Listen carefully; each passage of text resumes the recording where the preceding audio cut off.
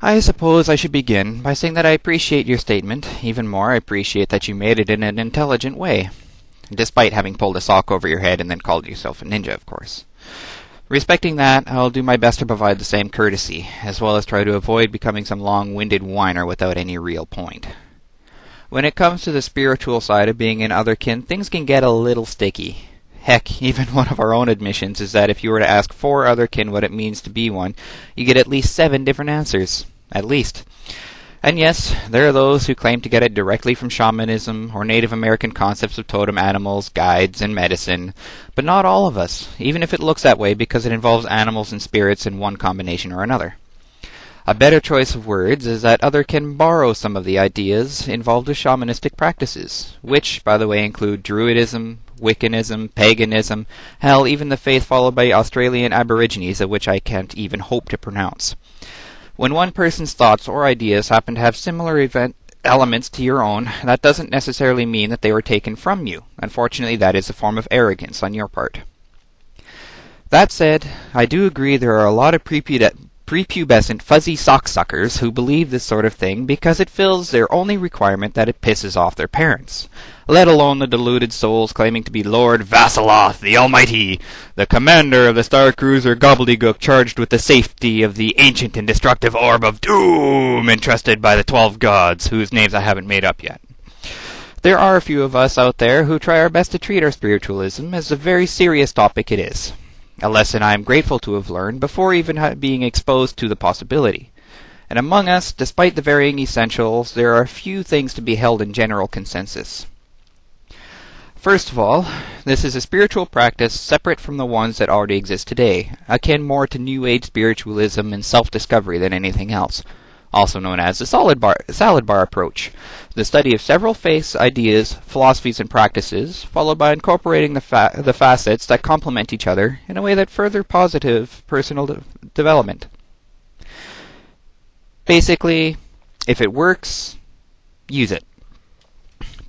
The second part is that everyone involved in the Otherkin community has their own individual set of beliefs and ideas, including just how seriously they take it or to what level of spirituality it is followed. We have everything from idle fandom goers to human-hating zealots. There is constant ongoing discussion within the community on the aspects to promote and which ones should be guided away in order to help prevent people from losing their grounding. It is, however, difficult because one of the accepted points of being Otherkin is that we don't necessarily have the right to tell others what to believe. Though most of us don't like to admit it, we do choose the image that we associate with ourselves as well, if only by virtue of the subjective nature inherent in interpretation. For example, when I awakened, the term we use for our descent into craziness, it was a dramatic personal event involving phantom sensations of wings, talons, flight, and a slew of finer details. I chose to interpret these sensations as representative of draconic qualities, where they could have also been one of a dozen different and definitely less mythical animals.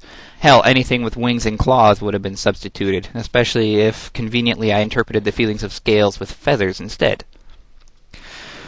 The self-image that we adopt is meant to be a personal reflection of who we are in our attitudes, our beliefs, and our future desires and growth.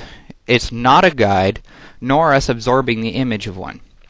Those of us who have met our spirit guides fully recognize them as beings outside of ourselves and which have little to do with our own personal image.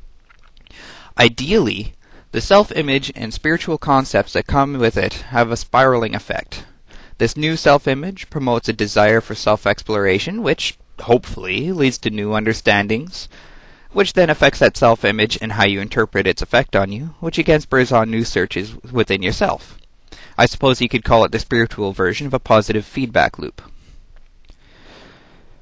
The most common tool of self-discovery is meditation and visualization among us as well.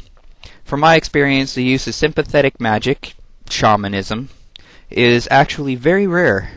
We simply do not try to bring forward the animal, or otherwise self, through imitation of that animal in ritual, dance, or anything other than simple entertainment like costuming and parties. Nor do we use smudge, animal medicine, or any of those similar tools that are commonly used in the druidic and shamanistic lores. Some of us do keep an altar of some form, though, usually decorated with crystals and other things that catch our interest. Shinies. but they tend to have little direct spiritual significance. My point in all of this is that if Otherkin beliefs were centered from those of shamanism and Native American practices, then you would have a good point. Like anybody else, I would resent my beliefs being copied and then butchered to suit the needs of whoever happens to want to believe something similar. However, the similarities are only in the basic ideas, and not in the forms that those ideas are seen through. The critical difference is this. Animal totems are spirit representatives of nature that come to us to guide us and teach us important lessons about ourselves and how we relate to their world, namely the natural world and our spiritual needs. Otherkin are people who awaken to a personal soul form that shares characteristics with another being, such as animals, mythical creatures, and other things. We are not shamans, nor do we claim to be. Otherkin beliefs involve an internal form, not an external guiding spirit. Your argument, however well formed, is therefore flawed. Thank you all for your time, and I hope you found my little rebuttal illuminating. And remember, wisdom is the use of knowledge through the eyes of the heart. Good day.